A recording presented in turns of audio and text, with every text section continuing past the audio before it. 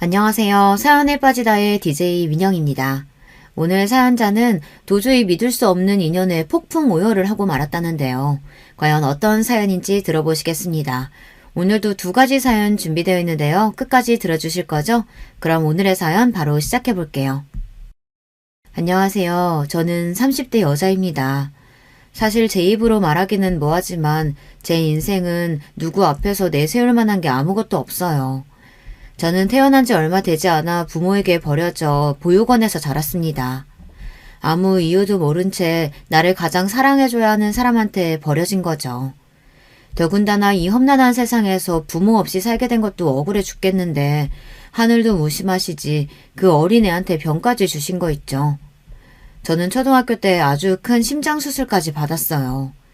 그것마저 후원해 주시는 분이 없었다면 수술도 못해서 어느 날 갑자기 죽어버렸을지도 몰라요. 사실 제가 보육원에 버려진 지 얼마 되지 않았을 때 저는 바로 입양이 됐었대요. 아무래도 태어난 지 얼마 되지 않아 버려져 나이가 어렸으니까요. 그런데 문제는 곧바로 파양됐답니다. 제가 입양되고 얼마 뒤 밤새 안 자고 울고불고 해서 입양한 부모가 새벽에 깼는데 제가 금방이라도 숨이 넘어갈 것처럼 숨소리가 벅차고 이상했대요. 그래서 입양한 부모가 놀라서 저를 병원에 데리고 가서 이것저것 다 검사를 했는데 저에게 문제가 있었던 거죠. 알고 보니 제가 심장기형으로 타고났다네요. 그 일로 저는 바로 파양되고 보육원으로 돌아왔어요. 보육원에서는 저를 입양해 갔던 부모에게 수술하면 괜찮을 거라고 설득했지만 소용없었대요.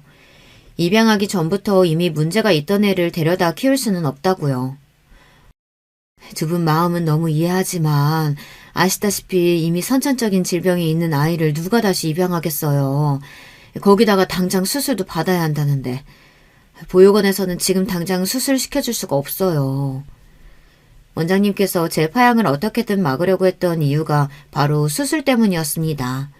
병원에서 수술은 빠를수록 좋다고 했는데요.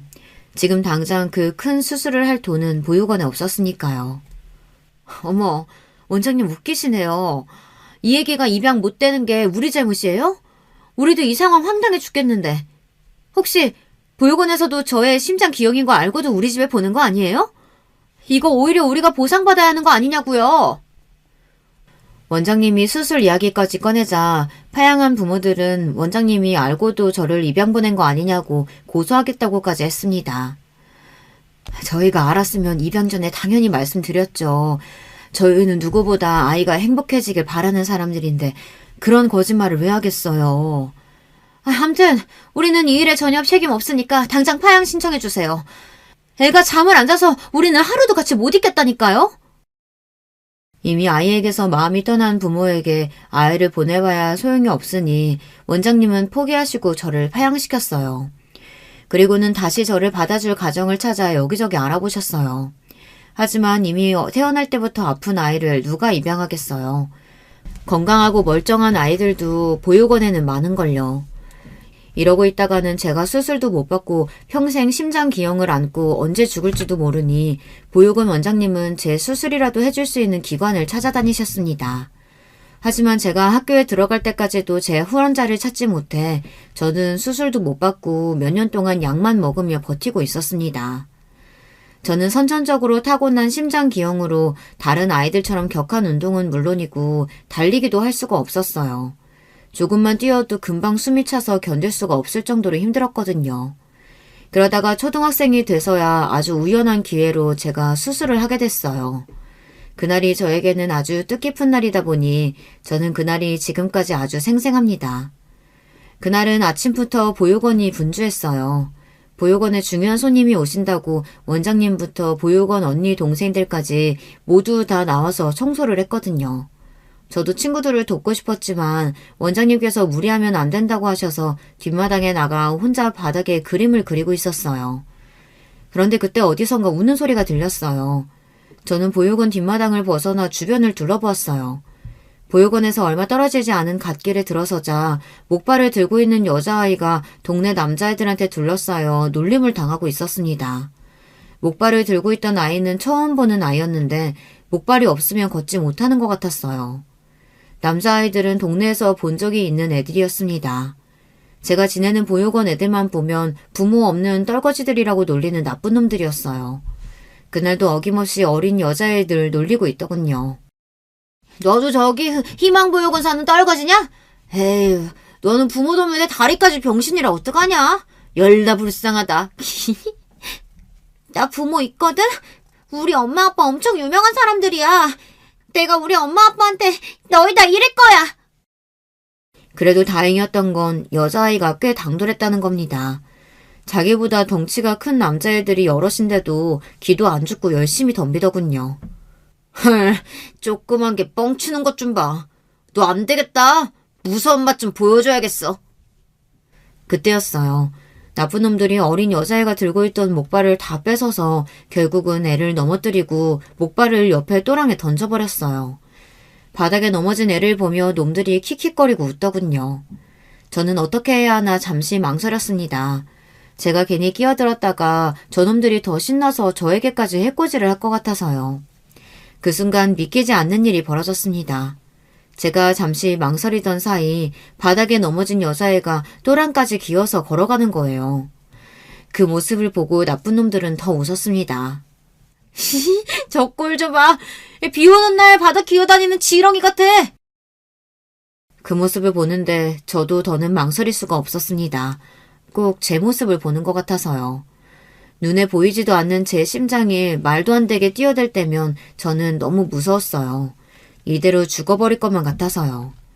그런데 저 어린아이는 걷지도 못하는데 전혀 겁내지 않고 돌멩이와 흙이 잔뜩 있는 바닥을 팔꿈치로 기어 내려갔습니다. 그 아이를 보며 저도 용기를 내서 주변에 있는 돌멩이를 잔뜩 주워 소리를 지르며 나쁜 놈들에게 던지며 달려갔습니다. 에이씨, 뭐야! 저 미친년이 감히 어디다 돌멩이를 던져! 우리 다 죽일 생각이냐? 이 나쁜 놈들아, 너희보다 훨씬 어린애를 도와주진 못할 망정 괴롭혀? 너희는 맞아도 싸! 제가 쉬지 않고 돌멩이를 던지니 나쁜 놈들이 몽땅 다 도망갔습니다. 그때였어요. 여자애가 어디로 갔나 주변을 둘러보았는데 애가 또랑에 빠진 채로 울고 있었습니다. 도랑이 깊지는 않았지만 아이 발이 돌틈에 꼈는지 움직이지를 못하더라고요. 저는 아이에게 다가가 아이부터 달랬습니다. 보육원에서 매일 하는 일이 어린 동생들과 놀아주고 돌보는 일이다 보니 우는 아이를 달래는 일은 저에게는 어렵지 않았어요. 저는 아이를 달래서 조금 전 보육원에서 받았던 사탕을 까서 아이 입에 물려주곤 손을 도랑 안으로 넣어 아이의 발이 낀 돌멩이를 하나하나 치웠습니다. 아이를 도랑에서 빼내어 아이를 업었어요. 나 무거워서 언니가 못 업고 가. 나 여기 있을 테니까 가서 언니가 어른들 데리고 오면 안 돼? 우리 엄마 아빠 지금 희망보육원에 계시거든. 착한 아이는 그 와중에 제 걱정을 했지만 저는 그 아이가 더 걱정됐습니다. 목발을 뺏기고 도랑에 빠진 이 상황만으로도 힘들 텐데 혼자 두고 가면 너무 서러울 것 같아 그냥 그렇게 둘 수는 없었어요. 괜찮아. 여기만 빠져나가서 5분만 걸어가면 바로 보육원이야. 내가 업어줄 테니까 걱정하지 마. 저도 나이가 어렸는데 어디서 그런 패기가 나왔는지 몰라요. 저는 어떻게든 그 아이를 데리고 보육원으로 가야겠다는 생각밖에 없었습니다. 그래도 사람이 죽으라는 법은 없나 봅니다. 제가 아이를 간신히 업고 갓길로 올라왔는데 아이를 찾으러 온 어른들이 놀란 얼굴로 달려와 저와 아이를 데리고 보육원으로 갔어요. 제가 도랑에서 구해준 아이는 보육원에 봉사를 온 부모님을 따라온 아이였어요. 그 아이의 부모는 아이를 보자마자 놀라 안았습니다. 그때 아이가 저를 손가락으로 가르치며 제가 도와줬다고 했어요. 나쁜 놈들한테 돌을 던져주고 도랑에서 끄집어내줬다고요. 그 아이의 어머니라는 사람이 저에게 달려와 제 손을 꼭 잡아주었습니다. 그러면서 제 이름을 물어보시더라고요. 제가 제 이름은 서윤경이라고 대답했더니 제 이름을 꼭 기억하겠다고까지 하셨어요. 저는 그 아줌마의 얼굴을 보는데 조금 놀랐습니다. 제가 한 일이 별일도 아닌데도 그렇게까지 눈물을 흘리며 고맙다고 하시는 걸 보니 역시 부모는 아이가 다치면 저렇게 놀라고 슬퍼하는 거구나 이런 걸 깨달았어요. 우리 애가 태어날 때부터 걷지를 못해서 친구도 없고 매일 혼자였는데 너처럼 좋은 언니 만나서 정말 다행이야. 오늘 너 아니었으면 우리 딸 정말 큰일 날 뻔했어. 고맙다 서경아. 그 순간 괜히 저도 모르게 목발을 한 아이가 부럽더군요.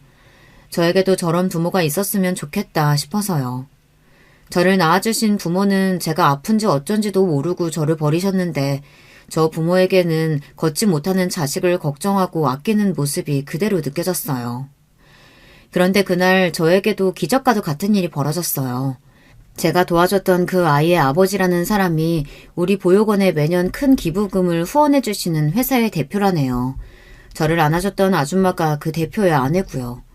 원장님께서 얼핏 그 부모에게 저의 이야기를 했는데 제 사연을 안타깝게 여겼던 그 아이 부모님께서 제 수술을 지원하기로 하셨다고 하더라고요. 정말 잘됐다, 잘됐어. 이제야 하늘이 널 좀 도우시나 보다. 원장님께서 너무 잘됐다며 제 손을 잡고 눈물을 펑펑 쏟으시는데도 저는 현실이 믿기질 않았어요. 정말 제가 수술을 할 수 있는 건가 해서요. 저는 그날 그 아이의 부모님 덕분에 심장 수술을 받았습니다. 저는 그 수술로 건강한 심장을 되찾았어요. 그 수술 덕분에 심장만큼은 평범한 사람이 될 수 있었습니다. 심장 수술 끝나고 회복한 뒤 제 수술을 지원해 주신 분들에게 감사 인사라도 전하려고 했는데 그때는 이미 그 가족이 큰아들 유학 문제와 여자아이의 다리 치료를 위해 미국으로 가버렸다는 이야기를 나중에서야 들어 그 이후에는 만날 수가 없었습니다. 그래도 저는 평생 그분들에게 감사하는 마음으로 살았어요. 그분들의 지원이 아니었다면 저는 지금처럼 숨도 못 쉬고 살았을 수도 있으니까요. 심장 수술에 제 모든 운을 다 쏟아부었는지 그 이후로는 저에게 큰 행운이 없었어요. 수술을 잘 받고 회복했는데도 저는 입양이 되지 않아 19살까지 보육원에서 자랐습니다. 사춘기 시절 내내 보육원에서 자란다는 사실을 숨기기 위해 부단히도 노력했지만 결국은 아이들에게 들켜 항상 놀림감이 되고는 했어요. 대학에 가서는 눈에 띄지 않고 평범한 아이들 틈에 섞여 살아보려고 했는데 저도 모르게 조금만 친해지면 금방 아이들에게 마음을 주고 말았어요. 저는 고등학교를 졸업하자마자 바로 보육원을 나와 혼자 살기 시작했어요. 마음 같아서는 4년제 대학을 가고 싶었지만 그랬다가는 도무지 생활이 안 될 것 같아서 취직이 잘 되는 과를 선택해 전문대를 갔습니다. 전문대에 가서도 삶이 녹록지는 않았어요. 학비도 내야 하고 집 월세도 내야 하다 보니 하루도 아르바이트를 쉴 수가 없었습니다. 그렇다 보니 아무리 평범한 대학생인 척하고 싶어도 저절로 티가 났죠. 한 번은 그런 적도 있었어요. 대학 때였는데 친한 친구가 남자친구가 생겼어요. 그 남자친구의 절친들이 여자를 소개해달라면서 미팅을 해달라고 한 적이 있었습니다. 그런데 얼마 뒤 그 친구가 저만 쏙 빼고 다른 친구들은 다 데리고 미팅에 나가겠다고 했어요. 그 친구는 제 아르바이트 시간을 맞출 수가 없어서 어쩔 수 없었다고 했습니다. 저는 그 말을 철석같이 믿었어요. 그 정도로 친한 친구였으니까요. 그런데 얼마 뒤 우연히 제가 없는 자리에서 친구들끼리 하는 이야기를 들었는데 그 친구가 생각지도 못한 말을 하더라고요. 나도 웬만하면 석영이도 데려가고 싶었지. 근데 남친이 보육원에서 자란 애를 자기 친구들한테 소개하기 좀 그렇다는 거야. 그런 소리를 석영이한테 할 수도 없고. 그래서 나도 어쩔 수 없이 아르바이트 핑계 댄 거라니까. 너희들도 석영이 앞에서 꼭 비밀로 해. 알았지? 저는 친구가 한 말이 내내 마음에 걸려서 그날 수업에 들어가지도 못했어요. 친구들 앞에서 저는 전혀 모르는 척 미팅 잘 다녀오라고 해야 하고 그 친구들도 제 앞에서 애써 거짓말을 해야 하는 상황이 너무 싫었거든요. 그날처럼 제가 초라하게 느껴졌던 날이 없었습니다. 그 전까지는 제가 고아이고 보육원에서 자랐어도 누구보다 밝고 긍정적으로 살았다고 자부할 수 있었는데 그날 이후부터는 많이 달라졌어요. 저를 아끼고 좋아하는 사람들은 저를 이해하고 좋아할지 모르겠지만 그렇지 않은 사람들은 저를 볼 때 고아라는 편견으로 가득한 눈으로 보고 있을지도 모르니까요. 그러다 보니 누군가 좋아지거나 관심이 생겨도 제가 먼저 다가가서 말을 걸거나 친해지려고 노력도 하질 않았어요. 결국엔 제가 상처를 받을 것 같아서요. 20대 때는 몰랐는데 30이 넘어가자 주변의 친구들이나 직장 동료들이 하나둘 시집을 가기 시작하더라고요. 결혼을 안 한 친구들이나 동료들도 부모님께서 슬슬 결혼하라고 잔소리를 한다고 하시더라고요. 그러면서 친구들은 만나기만 하면 저에게도 결혼 생각이 없냐고들 물었어요. 넌 우리보다 직장 생활도 빨리 시작해서 돈도 많이 모았을 텐데 혼자도 오래 살아서 외로울 텐데 결혼하고 싶지 않아? 나야 항상 혼자였는데 이제 와서 외롭기는 뭐. 그리고 어떤 남자가 나랑 결혼 같은 걸 하고 싶겠어. 저는 입에 붙은 말이 누가 나랑 결혼하겠어 라는 말이었습니다. 물론 친구들은 왜 그런 말을 하느냐고 제 편을 들었지만 저는 진작 체념하고 있었기 때문에 제 인생에 결혼은 쉽지 않을 거라는 걸 알고 있었습니다. 사람들이 다들 겉으로는 고아가 어떻냐, 그게 네 잘못이냐 쉽게들 말하지만 현실적으로는 주변 지인들만 해도 처음엔 제가 고아라는 사실을 모르다가 나중에 제가 고아라 보육원에서 자랐다고 하면 80% 정도는 다들 당황해서 말을 못해요. 나머지 20%는 그럴 줄 알았어 라는 반응이고요. 아무래도 몇 년씩 알고 지내는 사이다 보니 제가 평소에 부모님 이야기를 전혀 하지도 않고 일찍부터 혼자 살았으니 예상하는 지인들이 있더라고요. 에이, 네가 어떻다고 그런 소리래. 부모님 안 계신 거야 네 잘못도 아닌데 그걸 가지고 뭐라고 하는 집안 남자하고는 애초에 시작을 안 하는 게 맞지. 다들 제 생각을 해서 현실은 그렇지 않다고 저에게도 좋은 사람이 찾아올 거라고 하지만 제가 직접 겪은 바에 의하면 그렇지 않습니다. 다들 그냥 겉으로는 듣기 좋은 소리만 하는 거예요. 왜 이렇게 비관적이냐고요? 여러분도 저처럼 살아봤다면 제가 왜 이러는지 아실 거예요.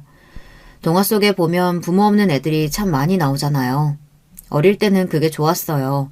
나만 부모가 없는 게 아닌 것 같기도 하고 저도 주인공이 될 수 있는 것 같아서요. 그런데 점점 클수록 그게 아니라는 걸 알게 됐습니다. 부모 없는 아이들은 언제나 보호받지 못하다 보니 항상 고난과 시련이 알아서 따라다녀요.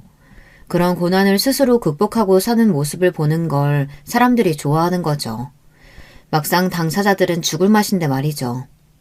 제가 그랬습니다. 언제나 고난과 시련이 따르지만 스스로 해결하고 극복해야만 했어요. 그렇지 않으면 딱히 방법이 없으니까요. 저는 졸업과 동시에 취직해서 쉬지 않고 열심히 일했습니다. 저는 어릴 때부터 동물을 좋아했어요. 특히나 강아지를요. 보육원에 있을 때 강아지를 키우고 싶었는데 보육원에서는 이미 버려진 애들을 키우는 것만으로도 여력이 없으니 강아지 같은 건 꿈도 꿀 수가 없었어요. 동네에서 놀다가 주인 없는 강아지들을 데려와 밥이라도 한번 주면 보육원 원장님에게 혼이 났습니다.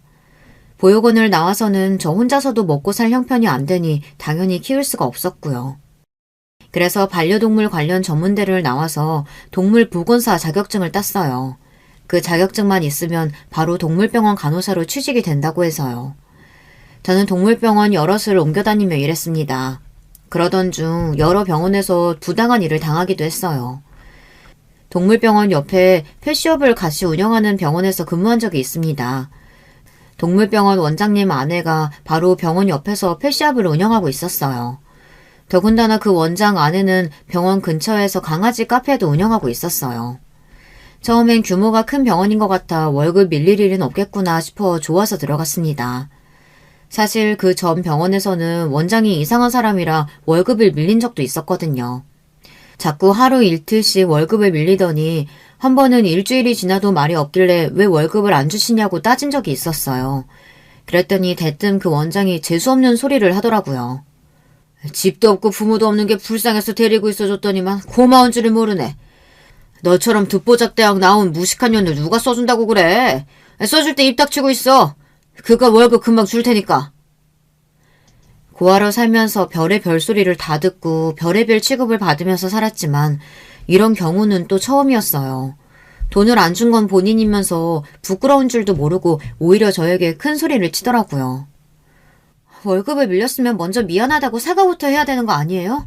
홀랑 저 같은 애 월급도 못 줘서 빌빌거리는 주제에 누구한테 욕을 해요? 내가 지금 당장 당신 노동청에 신고할 테니까 그런 줄 알아요. 왜 항상 저에게만 이런 일이 생기는 줄은 모르겠지만 저는 노동청에 신고하고 반년이 지나서야 월급을 받을 수 있었습니다. 그 이후부터는 무조건 월급이 밀리는 병원에서는 한 달도 더 있지를 않았어요. 저처럼 혼자 사는 애는 한 달이라도 월급이 밀리면 생활비에 구멍이 크게 나니까요.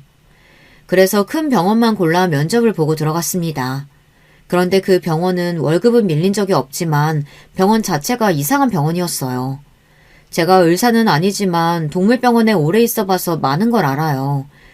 그런데 원장이 좀 과잉 진료를 하는 것 같더라고요.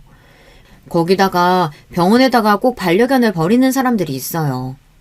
대부분 강아지가 아프니까 입원시켜놨다가 병원비가 없어서 데리러 오지를 않는 거죠. 그런 강아지들은 데리고 있다가 주인과 연락이 안 되면 지자체의 유기견 보호센터에 대부분 연락해서 데려가게 해요. 그것도 거의 제 업무였죠. 그런데 이 병원은 원장이 그 업무를 했어요. 본인이 알아서 하겠다고 하고 다음날 출근하면 그 강아지가 항상 없더라고요. 저는 당연히 원장이 어련히 알아서 하겠거니 했는데 몇 달 근무해보니 그게 아닌 것 같더라고요. 제 추측이지만 펫샵을 운영하는 원장 아내가 알아서 팔아먹은 것도 같고 애견 카페나 다른 곳으로 보내는 것도 같았어요. 저는 증거를 잡을 수가 없으니 추측만 하고 있을 뿐이었습니다. 그러던 어느 날이었어요. 병원에 자주 오는 손님이 있었는데 그 손님이 퇴근이 늦었다면서 늦은 시간에 강아지를 데리고 왔어요. 강아지가 며칠 전부터 밥도 안 먹고 끙끙거린다고요. 원장은 단순 감기 같다면서 오늘은 늦었으니 영양제 마치고 하루 입원시켰다가 내일 오전에 데려가라고 했습니다.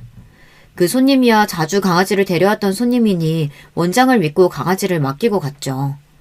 그리고 원장은 저에게도 퇴근 시간이 지났으니 먼저 퇴근하라고 했습니다.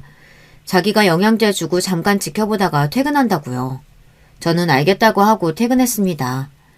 그런데 하필이면 그날 제가 병원에 핸드폰을 두고 퇴근한 거예요.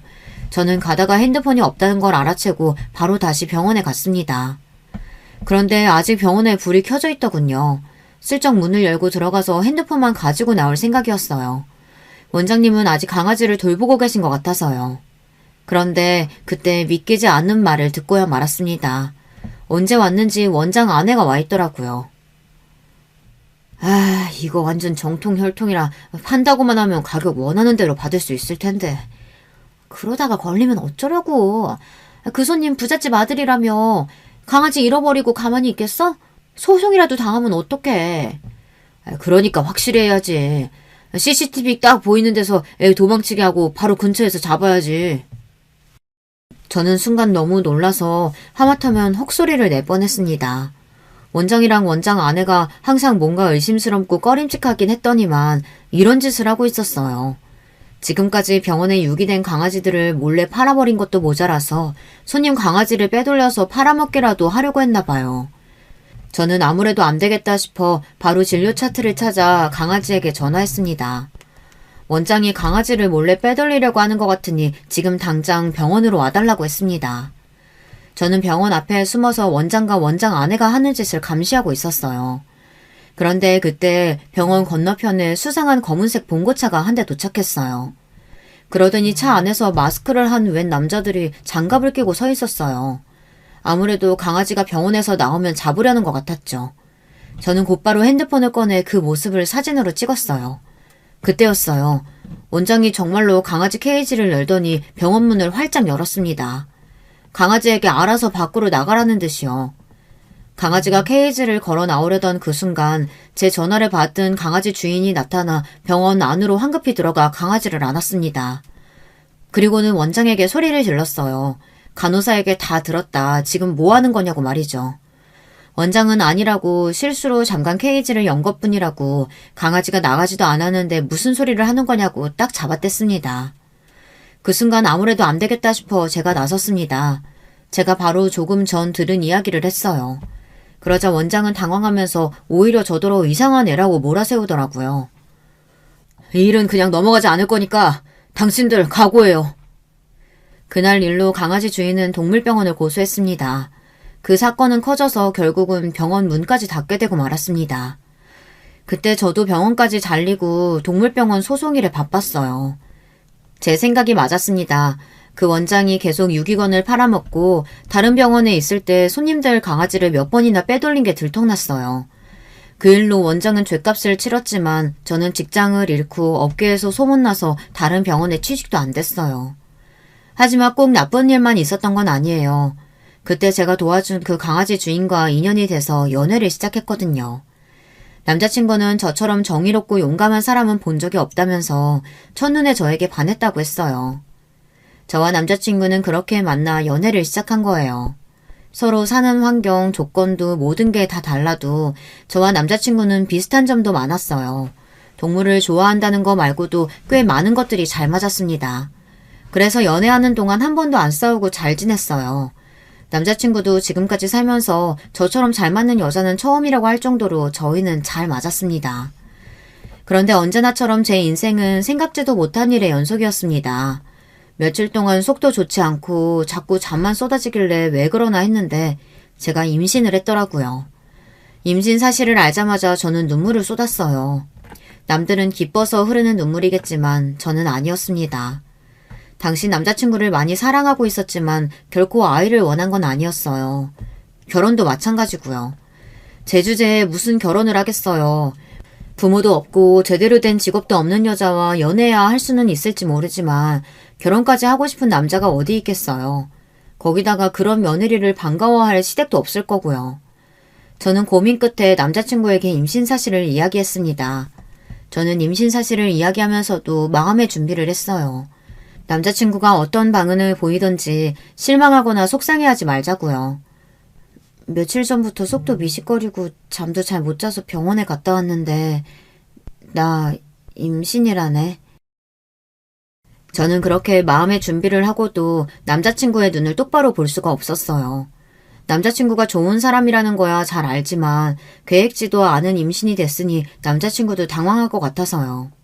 남자친구의 당황한 얼굴을 보는 게 겁이 났습니다. 그런데 남자친구의 반응은 의외였어요. 정말? 와, 어떡해. 너무 좋아. 내가 철이 없나 봐. 자기는 힘들 텐데 나는 생각 없이 그냥 마냥 너무 기뻐. 너 닮은 딸이었으면 너무 좋겠다. 남자친구는 주변에 사람들이 있는데도 아랑곳하지 않고 신나서 자리에서 폴짝 뛰어댔어요. 그러면서 저에게 고맙다며 안아주었습니다. 저는 어안이 벙벙했어요. 남자친구 말이 맞아요. 남자친구는 참 철이 없었습니다. 평소에도 고민이나 걱정 없이 해맑은 사람이라는 건 알았지만 이 정도일 줄은 몰랐어요. 더군다나 남자친구는 예상치도 못한 돌발 행동을 했어요. 남편은 갑자기 제 앞에 무릎을 꿇고 앉았습니다. 그러고는 결혼하자고 청혼했어요. 주변에 있던 사람들이 모두 다 소리를 지르고 박수를 쳤지만 저는 마냥 웃을 수가 없었습니다. 저는 최악을 상상하고 있었어요. 제가 임신한 채로 남자친구와 결혼한다면 사람들은 모두 저를 아이를 앞세워 결혼한 여자로 볼 거예요. 최근에 남자친구가 아버지 회사에서 경영 수업을 받고 있다는 소리를 들은 적이 있습니다. 남자친구는 아무리 생각해도 저랑 결혼까지 할 수 있는 남자가 아니었어요. 어쩌다가 제가 이런 남자를 만나 연애를 하긴 했지만 결혼은 당연히 말도 안 되는 소리라는 걸 저는 알고 있었어요. 저는 커피숍 안에서 무릎을 꿇은 남자친구를 그대로 두고 가게 밖으로 뛰쳐나갔습니다. 남자친구는 놀라서 저를 따라 나왔어요. 그러면서 본인과 결혼하기 싫은 거냐고 하더라고요. 저는 아무런 대답도 할 수가 없었습니다. 금방이라도 눈물이 왈칵 쏟아질 것 같아서요. 저는 남자친구의 부모님께서 저를 허락하실 리 없다고 말했습니다. 그러자 남자친구는 그런 저를 이해하지 못하고 언성을 높였어요. 우리 부모님 아직 만나보지도 않았으면서 왜 그런 소리를 해. 자기가 뭐가 어떻다고 우리 부모님이 자길 반대해. 당연히 반대하시지. 부모도 없지 직업도 없지. 별 볼 일이라고는 없는 애가 임신까지 했다고 하면 나라도 안 좋아할 거야. 그날 저는 남자친구와 처음으로 다퉜습니다. 남자친구는 저에게 아이가 생긴 게 기쁘지 않냐고 물었습니다. 하지만 저는 대답할 수 없었어요. 기쁘지 않았으니까요. 저 같은 애가 무슨 수로 결혼해서 아이를 낳고 살 수 있을지 도저히 그림이 그려지질 않았습니다.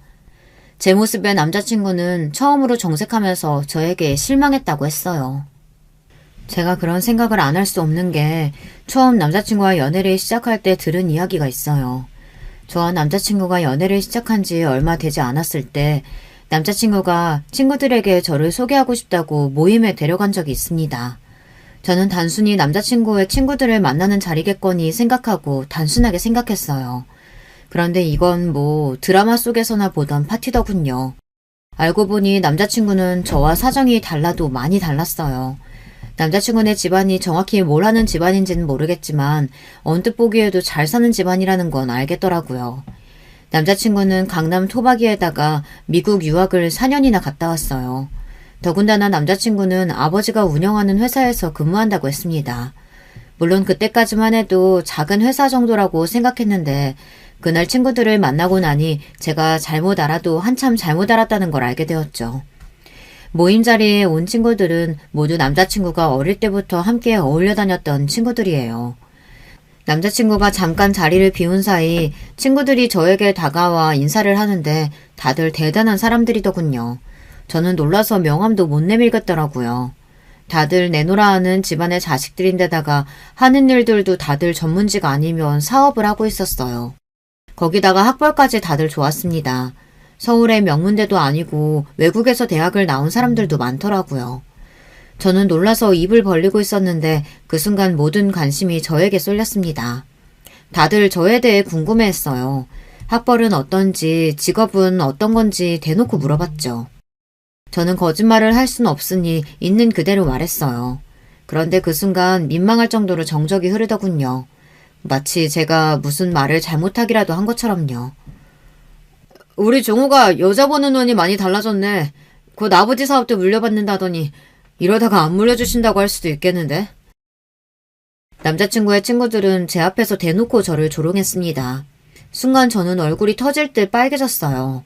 남자친구네 아버지께서 하는 사업이 어느 정도인지 몰라도 친구들끼리 하는 말을 들으니 대단한 회사인가 보더라고요. 아이, 너는 여자친구분 놀라시게 무슨 그런 말을 하고 그래. 원래 재벌가 왕자님한텐 이런 러브스토리 정도는 있어줘야지. 안 그러냐? 친구들끼리 낄낄거리며 웃는데 저는 혼란스럽기만 했습니다.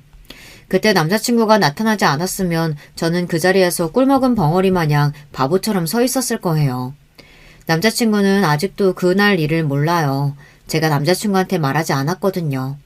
제가 뭐라고 저 때문에 친구들과의 사이를 망치게 하고 싶진 않았어요. 그날 이후 저는 남자친구와 헤어져야 하나 생각하기도 했습니다. 사실 그때야 만난 지 얼마 되지 않았을 때다 보니 둘 다 눈에 콩깍지가 생겨서 모르는 거지 현실적으로 미래를 꿈꿀 수 없다는 것 정도는 이미 알고 있었거든요.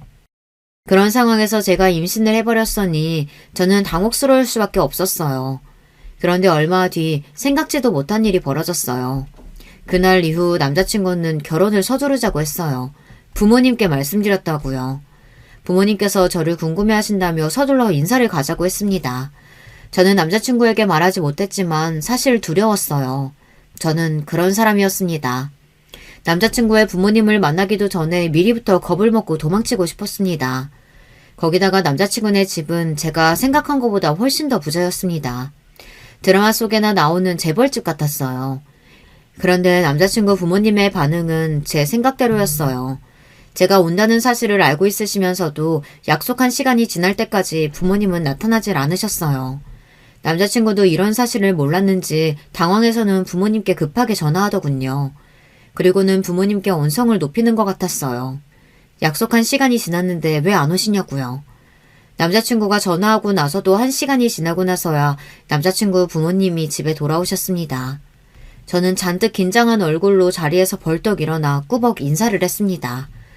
저는 너무 긴장해서 남자친구 부모님의 얼굴을 똑바로 바라보지도 못했어요. 안 그래도 바쁜데 무슨 대단한 사람이라도 온다고 빨리 오라고 호들갑이야.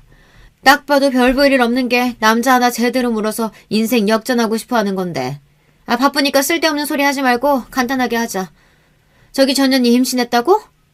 엄마, 내 여자친구한테 전원이 뭐야? 너는 얌전히 있다가 아버지가 정해주는 여자랑 결혼해서 살라니까. 네 동생 그 꼴 당하는 걸 보고도 똑같은 짓을 또 하고 있니? 엄마, 내 여자친구는 달라. 내가 정말 좋아하는 여자라니까? 제발 나 한 번만 믿어주세요. 저를 보자마자 위아래로 훑어보는 시어머니의 눈빛이 너무 날카로워 금방이라도 저를 뚫어버릴 것 같았습니다. 거기다가 목소리는 얼마나 매서운지 저는 무서워서 고개도 제대로 들 수 없었어요. 그런 모습에 남자친구는 애써 제 편을 들었지만 하나도 귀에 들어오지 않았습니다. 오로지 저를 노려보는 시어머니의 눈빛만이 눈을 질끈 감아도 보였어요. 그때였습니다. 시어머니는 손가락 하나를 까딱 하시더니 뒤에 있던 비서를 부르셨어요. 그러더니 하시는 말씀이 충격적이었습니다. 믿기는 개뿔. 난 개뿔도 없는 것들 절대 안 믿어. 저 순진한 얼굴 하고 와서 뒤로는 무슨 짓거리를 하는지 알게 뭐야. 차라리 집안 좋고 싸가지 없는 게 100번 낫지. 김비서, 전년 신상 받아가서 전년에 대해서 싹 다 알아봐. 병원 의료기록까지 싹 다. 지금 당장. 시어머니는 저를 절대 믿을 수 없다며 저의 신상을 가지고 가서 싹 다 조사하라고 했습니다. 심지어 병원 기록까지 다 알아오라고 했어요. 남자친구는 아버지에게까지 전화해서 어머니를 말려달라고 했지만 소용없었어요. 아버지도 어머니가 하시는 일을 말릴 생각이 없다고 하셨습니다. 남자친구는 저에게 연신 이런 일을 당하게 해서 미안하다고 사과했어요. 저는 그때부터 아무 말도 할 수가 없었습니다. 어차피 남자친구의 부모님은 저와 남자친구를 결혼시킬 생각이 없으시니 무슨 수를 써서든 저와 남자친구를 찢어놓으실 것 같았어요. 차라리 잘 됐는지도 모르겠다는 생각까지 들었습니다. 이렇게 된 이상 저도 남자친구를 포기하고 헤어지기 더 쉬울지도 모르겠다 싶어서요. 저는 눈을 질끈 감고서 여기서 어떤 일을 당하든 상처받지 말고 아이만은 지켜내 혼자라도 키우자 마음먹었습니다. 남자친구와는 애초에 서로 맞지 않는 조건이라는 걸 알고 있었으니까요. 그런데 잠시 후 믿기지 않는 일이 벌어졌습니다. 시어머니의 비서라는 남자가 저에 대해 조사를 다 마쳤는지 웬 서류 봉투를 시어머니에게 건넸어요. 그 서류 봉투를 보는데 저도 모르게 큰 죄라도 지은 사람처럼 침이 꼴딱 넘어갔습니다. 아이씨구, 사온대? 이거 뭐 전문대 그런 거니? 난 태어나서 처음 들어보는데. 이것도 대학이라고. 도대체 어디 붙어있는 대학이야? 보육원? 너 심지어 보육원 출신이야? 잠깐. 너 이름이 윤석영?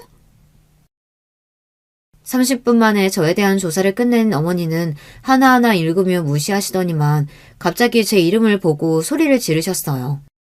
시어머니는 봉투에 적힌 내용을 보시더니 순간 눈이 휘둥그레졌습니다. 마치 못 볼 걸 보기라도 한 사람처럼요. 그 모습을 보는데 저까지 긴장해서 손에 땀이 찼습니다. 도대체 뭐라고 적혀있길래 저러시나 싶어서요. 엄마, 사람 앞에다 두고 지금 뭐 하는 거야? 도대체 뭘 보고 그래? 남자친구와 어머니 손에 들린 서류 봉투를 뺏으려고 하자 어머니께서는 놀라 봉투를 꽉 쥐었습니다. 그러더니 조금 전과는 확연히 달라진 얼굴로 저를 바라보셨어요. 네 이름이 윤석영 맞아? 정말 희망보육원 윤석영 맞냐고? 어머니의 눈동자가 얼마나 세차게 흔들리는지 순간 저도 말문이 턱하고 막히고 말았습니다. 어머니의 목소리가 얼마나 큰지 주변에 있던 사람들은 물론이고 방에 있던 남자친구의 동생까지 무슨 일이냐고 놀라서 거실로 나왔습니다. 그 순간 저도 놀라고 말았어요. 방에서 나온 남자친구의 동생이 어딘가 낯이 익었거든요. 엄마, 무슨 소리야? 희망보육은 윤석영이라니? 설마 나 어릴 때 구해줬던 그 언니 말하는 거야? 너는... 세상에 어떻게 이런 일이 있을 수 있을까요? 세상이 아무리 좁다고 해도 저에게 이런 일이 일어날 줄은 꿈에도 몰랐습니다. 남편의 어머니와 여동생은 제가 아는 사람들이었어요. 바로 제가 어릴 때 보육원에 있을 때 저의 심장 수술을 시켜줬던 그 가족이었어요. 남자친구의 여동생이 바로 그 어린 날 나쁜 놈들에게 목발을 빼앗겨 바닥에 넘어졌던 바로 그 친구였습니다. 저는 놀라서 눈을 비볐어요. 남자친구의 어머님도 놀라셨는지 서류를 한 번 더 확인하셨어요. 제가 심장 수술을 받았던 기록까지 확인한 어머님은 놀라서 저에게 달려왔습니다. 그러더니 눈물을 펑펑 쏟으시며 저를 안아주셨어요. 그래, 그때 그 석영이, 어머, 내가 어떻게 너를 못 알아볼 수가 있지? 이게 다 무슨 말이야? 옛날에 너 구해줬던 초등학생이 석영이란 말이야? 그렇다니까. 이 언니 아니었으면 나 그날 도랑에 빠진 채 몇 시간을 혼자 있었을지도 몰라. 남자친구도 그날 일을 이야기로만 들었지 그 이후 바로 미국으로 가버렸으니 그 이야기 속 여자아이가 저일 거라고는 생각도 못했어요. 그럴만하죠. 저도 그때 일을 잊고 산 지 오래됐으니까요. 미안하다 석영아. 내가 너를 미워해서 이렇게 모질게 군 게 아니야. 내가 원래 이런 사람이 아닌데 나이 들수록 사람한테 데이다 보니 이 세월이 나를 이렇게 나쁜 사람으로 만들었구나. 어머니는 저에게 바로 사과하셨어요.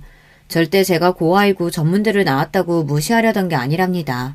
단지 저의 조건만 보고 제가 당신의 아들을 이용하려고 한다고 생각하셨대요. 예비 시어머니께서 저에게 그렇게 모질게 구신 이유가 있더군요. 바로 얼마 전에 시댁에 믿을 수 없는 일이 있었대요. 남자친구에게 여동생이 하나 있어요. 제가 어릴 때 보육원 앞에서 도와줬던 바로 그 동생이요. 그 동생이 다리 치료를 받기 위해 미국에 다녀온 뒤 완전히 걸을 수 있는 건 아니지만 그래도 전보단 근육이 더 좋아져서 손을 자유롭게 사용하고 집에서는 보조기구를 이용해 생활할 수 있을 정도로 좋아졌더라고요. 덕분에 대학을 졸업하고 취직도 해서 집안에서 재택근무도 하고 있었어요. 그러면서 한국에서도 꾸준히 계속 재활을 받았고요. 그러다가 여동생이 재활을 담당했던 남자와 둘이 눈이 맞아 연애를 했답니다. 만난 지 오래되지는 않았지만 여동생의 옆에서 살뜰하게 챙기는 남자의 모습에 가족들 모두 그의 진심을 의심하지 않았답니다. 그래서 둘의 교제를 허락했대요. 특히나 여동생이 남자를 너무 믿고 좋아하기도 했고요. 얼마 뒤 둘이 결혼하겠다고 해서 가족들은 모두 기쁜 마음으로 허락했답니다. 동생을 생각해서라도 아예 동생의 병에 대해 모르는 사람보다는 옆에서 많은 면에서 도와줄 수 있는 사람이 아무래도 좋을 것 같아 반대할 이유가 없었답니다. 물론 조건만 놓고 보면 그 남자가 많이 부족했지만 시댁에서는 어릴 때부터 아팠던 딸이 원한다면 뭐든지 해주고 싶으셨대요. 그래서 결혼 이야기가 나오자마자 바로 결혼 준비를 시작했답니다. 모든 결혼 준비는 시댁에서 도맡아 했대요. 집이고 결혼 준비고 모든 비용은 전부 다요. 남자가 착한 심성 말고는 가진 게 없어도 너무 없는 사람이라서 그럴 수밖에 없었답니다. 물론 남자는 자신의 부족한 부분을 미안해했지만 시댁이야 돈밖에 가진 게 없는 사람이니 별로 신경 쓰지 않았대요. 둘이 행복하게만 살면 된다고요. 그러던 중 미루고 미루다 결혼식을 3주밖에 남기지 않고 상견례를 했답니다. 남자 부모님이 시골에서 농사를 지으시는데 농사일이 바빠서 서울에 올라올 수 없다고 해서요. 결국은 결혼식 첨창장까지 다 보내고 나서야 상견례를 했다네요. 그런데 문제가 좀 있었답니다. 상견례 장소인 호텔에서 남자의 부모님을 만났는데 어딘가 좀 이상했답니다. 분명 남자에게 들었을 땐 남자의 부모님 두 분 다 시골에서 농사를 짓는 순박한 분들이라고 들었는데 이야기를 나누면 나눌수록 남자의 어머니라는 분이 특히 좀 이상했대요. 시골에서 농사를 짓는다기엔 영 아는 것도 부실하고 이야기의 앞뒤가 맞는 게 하나도 없었대요. 분명 사투리도 심하게 쓰신다고 했는데 사투리도 거의 쓰질 않고요. 이를 이상하게 여긴 시아버지가 계속해서 꼬치꼬치 말을 걸었는데 제대로 대답하는 게 없었답니다. 그런데 그때 당황한 얼굴의 남자가 애써 말을 돌렸대요. 어머니께서 평생 시골에서 농사만 지으시느라 이렇게 좋은 호텔에 고급스러운 식사 해보시는 게 태어나서 처음이다 보니 아무래도 긴장하셨나 봐요. 장인 장모님께서 조금만 이해해 주세요. 그래. 그러실 수 있지. 식사들 좀 하세요. 남자는 애써 말을 돌렸지만 평생 그 큰 회사를 운영해오신 시아버지께서 이상하다는 낌새를 못 알아차리셨을 리 없었죠. 아무래도 안 되겠다 싶으셨는지 시아버지께서 비서를 시켜 남자의 집안을 캐보라고 시키실 참이었나 봐요. 그런데 그럴 필요도 없이 그날 모든 진실이 밝혀졌습니다. 일 때문에 상견례 장소에 늦게 도착한 남자친구가 잠깐 화장실에 들렀는데 화장실 옆 복도에서 소란스러운 소리가 들렸답니다. 남자친구가 이상해서 복도에 들어서자 익숙한 남자가 보였답니다.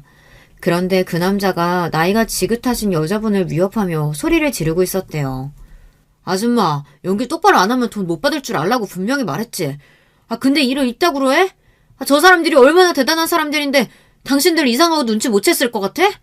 당신들 때문에 내 결혼 파토나면 책임질 거야? 책임질 거냐고! 나도 갑자기 연락받고 온 거라 준비를 못해서 그래요. 결혼식 날은 알아서 잘 할 테니까 걱정하지 말아요. 그러게 네가 약속한 돈부터 먼저 줬으면 이런 일 없었을 거 아니야. 연기 잘하는 예쁜 애들 돈 먼저 안 주면 안 움직인다니까. 저 병신 같은 년이 결혼 준비하게 돈 좀 달라니까 자꾸만 카드 주잖아. 안 그래도 식만 올리면 내 앞으로 사업체 하나 넘어올 거니까 걱정하지 마. 안 되면 이 호텔이라도 달라고 할 거니까. 남자친구는 자신의 두 귀로 듣고도 믿을 수가 없었답니다. 그동안 남자가 여동생에게 얼마나 잘했는지 바로 옆에서 봐왔던 남자친구다 보니 그게 다 거짓이었다는 걸 안 순간 눈이 뒤집혔던 거죠. 남자친구는 그대로 달려가 남자의 멱살을 붙잡고 박살을 내줬답니다. 그리고는 바로 사기죄로 남자와 부모로 위장한 사람들을 고소했다네요. 그런데 남자는 사기 전과가 이미 있는 사기꾼이었어요. 처음부터 여동생을 목적으로 시댁에 돌아왔던 겁니다. 다행히도 결혼 전에 모든 사실을 알게 돼서 그 인간들은 죗값을 치렀지만 그 일로 시댁 식구들은 모두 다 충격에 빠져 몇 년 동안 헤어나지 못했답니다. 그 이후 집안에 들이는 사람들은 모두 다 미리 뒷조사를 하고 채용했다네요. 그랬으니 시어머니께서는 저를 보고도 그렇게 하신 거죠. 그 이야기를 듣고 보니 모든 게 이해가 됐습니다. 아무리 그래도 내가 어떻게 석영이 너를 못 알아보니. 내가 네 이름만은 절대 안 잊어버린다고 약속까지 했는데. 괜찮아요. 그렇게 힘든 일을 겪으셨는데 당연히 아무도 못 믿으시겠죠. 저도 제 생명의 은인이신 분들을 까마득하게 잊고 살았어요. 죄송해요. 아니야. 내가 먼저 알아봤어야 했는데 우리가 미안해. 그렇게 수술비만 주고 미국으로 떠나버려서 내내 마음 쓰이고 미안했었는데 이렇게 건강한 모습 보니까 다행이다. 몸은? 아이까지 임신했는데 괜찮은 거야? 네, 지금은 너무 말짱해요. 뱃속의 아기도 건강하대요. 아유, 다행이다. 석영이 너는 아무 걱정하지 마.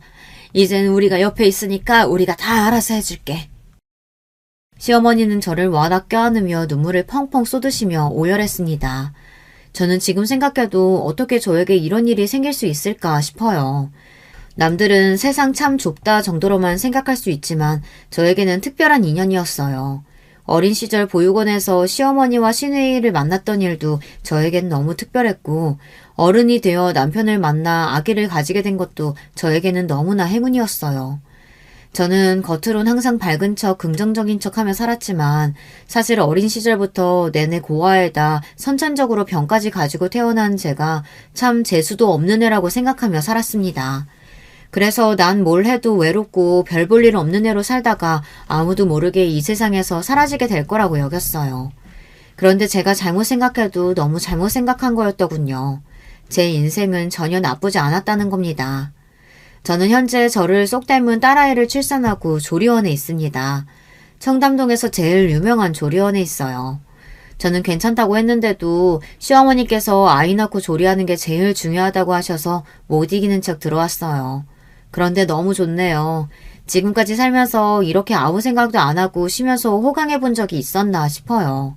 가만히 누워있다가도 내가 이렇게 누워있는 게 맞나 불안하기도 하지만 그럴 때마다 시댁 식구들이 저에게 많은 위로와 격려를 해줍니다.